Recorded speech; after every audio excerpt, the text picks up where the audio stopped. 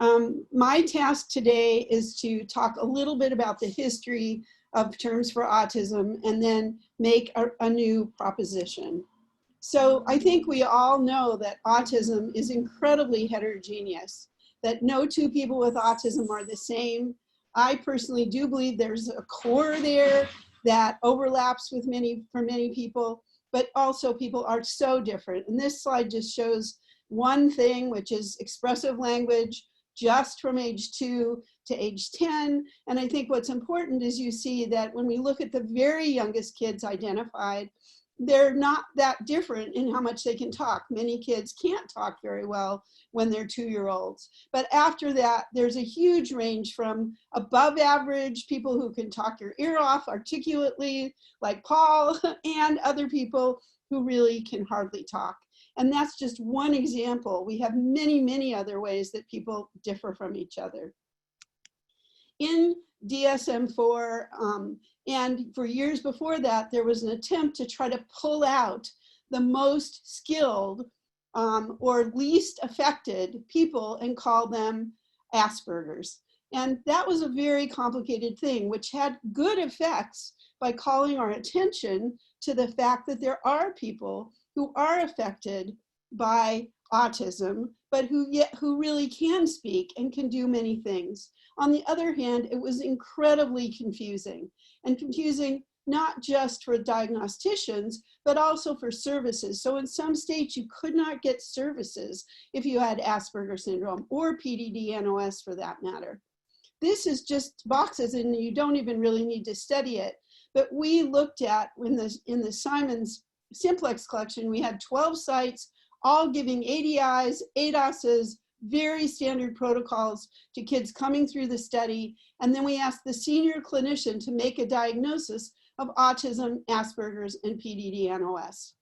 We found that the predictor of what those kids got was not their characteristics, but instead where they were diagnosed. And this, we can't have a diagnosis that differs from whether you live in Wisconsin or California or Connecticut or New York. These are all the boxes, and each line down here shows people who got Asperger's and people who got PDD-NOS and the categories that the clinicians used. And not only did they use different logic within their own clinic, but they also used different levels. So we had one site that only diagnosed Asperger's if people had verbal IQs over 115. We had another site that diagnosed Asperger's with anybody with a verbal IQ over 80. This is not a way to have a diagnosis. In addition, there were social class and race effects. So the people who got Asperger diagnosis were white, middle class parents, kids with affluent, educated parents. And this is just not a way to have a diagnosis. So on the whole, the literature does not support a clear distinction between what was then Asperger's and what was what some people have called high functioning autism, or autism without verbal deficits. ICD-11 has taken the DSM-5 category and saying everyone has autism spectrum disorder, but again, because of lobbying of individual groups, these are all the subcategories in ICD-11. And the problem is, again, these are not reliable. We don't know that someone's going to be in the same category 2 days in a row, and they're dependent on many other measurements besides autism. So I don't think this is probably going to work. So recently, I'm part of a Lancet commission where we've been asked to write a paper that's currently in its second set of reviews about the future of healthcare and clinical research in autism. And this is a group, an international cross-disciplinary group of people who came together. And what we wanted to do was begin to think about not subtypes of autism, but just useful categories that might bring attention to the different needs of different people. This is not to say that we can't ever have something like Asperger's again, but whatever we have, it needs to go across race, across social class, and be consistent across sites so that you don't get a diagnosis by who you choose to diagnose you. With this concept, which we called profound autism, the idea was to try to describe autistic people who are very likely to need 24-hour support throughout their lives. This doesn't mean that they need somebody sitting beside them telling them what to do, but it means that somebody who couldn't be left alone in a house and needs somebody to be available if they are needed. It also doesn't mean that people who fall in this category can't do anything. In fact, many people in this category can participate, for example, in supported employment, but they are going to need more help than other people, or different help. Maybe that's a better way to say it. We also felt like this category should not be applied to very young children because, as I showed you in that very first slide, we don't know often when a child is 2 or 3 what they're going to be like when they're older. So we analyzed some data, which I'll show you in a minute, and it really looks like beginning at around age 8, you could begin to use this category. Also, this is not something you have to do. This is something that families could decide they're ready to have their child fall into this category because of the implications of greater needs for support. And although the intention really was to describe a group of people who need extra support, we had to come up with something that would be in electronic health records. And so we came up with the idea of having an IQ of any sort under 50. And that's just because testing people, particularly people who are significantly intellectually disabled and getting older, it can be such a mess. So a verbal, nonverbal, or full scale IQ, or someone who is minimally verbal, who is speaking in single words or not speaking regularly. So either of those things, often they go together. We were able to look at 3 different data sets just to see how many people fell into this category. And you'll see we have really quite a wide range.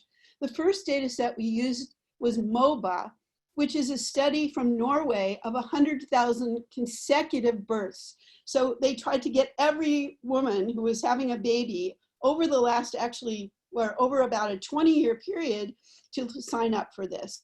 They can then look, knowing a lot about the mother and the baby, they follow these kids, and the youngest are now about age 10. In the MOBA data set, of kids who were registered as having autism, or we tested at some point with an autism diagnosis, about 18% fell into this profound category. But it's important that one of the other things we learned was that there's a significant minority of kids who fall into this profound autism category who never get registered in Norway as having autism. And probably because they're picked up earlier with other kinds of diagnoses. And even though they might be tested and someone says they have autism, a psychiatrist does not enter them into the system. So that's an important thing to note. When we looked at sex differences, we found that about almost 50% of the girls in Norway who have autism fall into this category. On the other hand, actually that's not true, sorry. Of the kids who fall into this category in Norway, almost 50% were girls. If we looked at the rest of autism, it's only about 20%. So there's more girls in this category than you would expect from autism in general. We were then able to look at a different group. This is from London, from the SNAP study, which is a population-based study of kids at 12 years of age and 23. And there you'll also see that their estimate, there it's higher, and partly the kids are older, and partly they're identified because something was not going well at school. And so these kids, about 22% of their sample had autism. It had profound autism of the rest of the people who had autism. They also had more girls in that profound autism group than the rest of their group, although they had very few girls. And the final group is our longitudinal study, which is really quite different because it's not population-based. It was started over 30 years ago with parents who referred 2-year-olds, so we would expect them to be more severely affected. And in fact, 48% of our sample falls into the profound autism group. We also had more girls in the profound autism group than we would expect, although our study was really bad at recruiting girls, more verbal girls. Now, the other thing we can do, looking at the SNAP sample and our sample, is look at the stability of this diagnosis. And in fact, in SNAP, 90% of the kids who were identified at 12 still fell in the same group. And in our sample, it was more like 95%. And the people that moved were because they were a little bit more verbal and their IQ moved up to like 53. And then lastly, we found in our sample of 30-year-olds who fell in this group, some people were working in supported situations, but nobody was independent. Everybody continued to need to be in a highly supervised environment. And in the British sample at 23, basically 97% of their people lived in residential services and a small group lived at home. So nobody was independent in contrast to the rest of their sample. Okay. So we think that this proposal may allow us to identify a group. Again, this is not an etiological subtype. It just reflects the degree of services. And we hope that this will move us forward to different ways of looking at different aspects of autism. Thank you very much.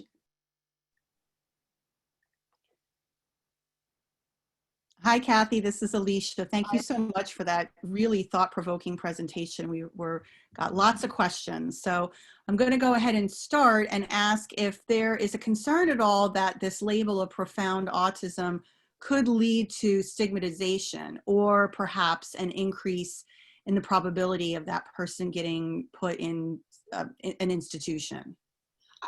I mean, I think we are concerned about that and we are aware of that. And I think the trade-off, so I think part of it is that is why we want to say this is not mandatory and it really is up to the family and the people that they're working with. Do they want to use it?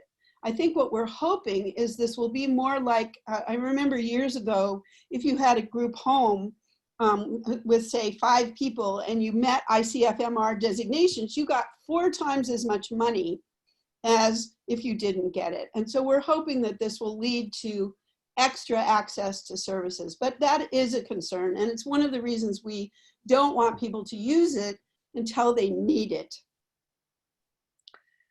We have another question about labels. One, is there a consideration about finding a completely different label for girls on the spectrum since they present so differently and there's a higher percentage of them having this profound autism?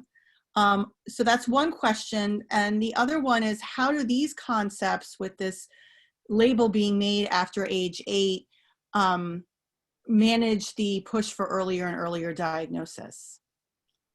I'll start with that one just so I won't forget it. Yeah, sorry. I think this is not intended to discourage earlier diagnosis in any way. I think the point is that you want to get a diagnosis as early as possible and get into appropriate services. And we really want to discourage people trying to classify kids, very young kids, in this way, because I don't think you can do it reliably, and that would worry me. I think we're talking about a group of kids who already by 8, and you don't have to do it by 8. I mean, as you saw, we had some kids who moved into this, not a lot, but some kids who move in or out, in adolescence. So this shouldn't, we really hope this doesn't interfere with early diagnosis, because that's a completely different issue. I think for the girls, I think we need to know more. My particular bias about girls is even not so much, are they different? I mean, I think there are differences, but there's also huge amounts of overlap. And my concern is, do they get the services that they need?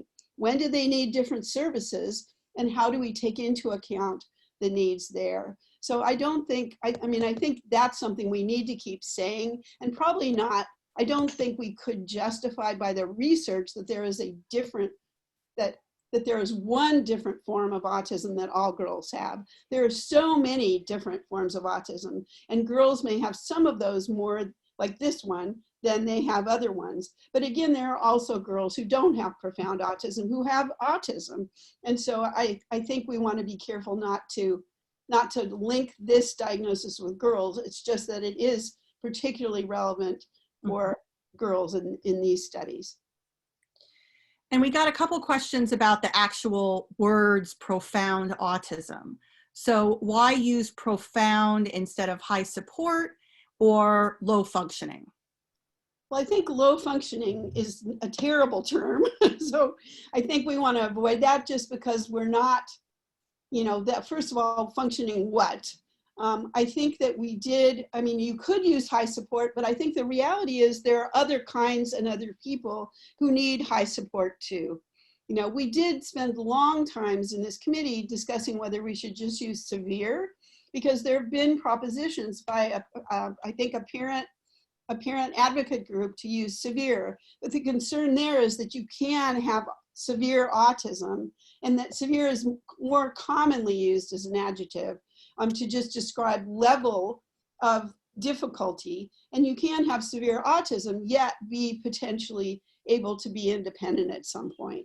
So I think we wanted to make that distinction. I don't think any of us want to fight to the death with this, that this is a perfect word, but it was basically something that we felt like we could say that was enough different from general severity to call attention to it. And I should say, even in Spanish, I mean, we definitely, profundo means something different in Spanish. So when you translate languages, we're going to have different words.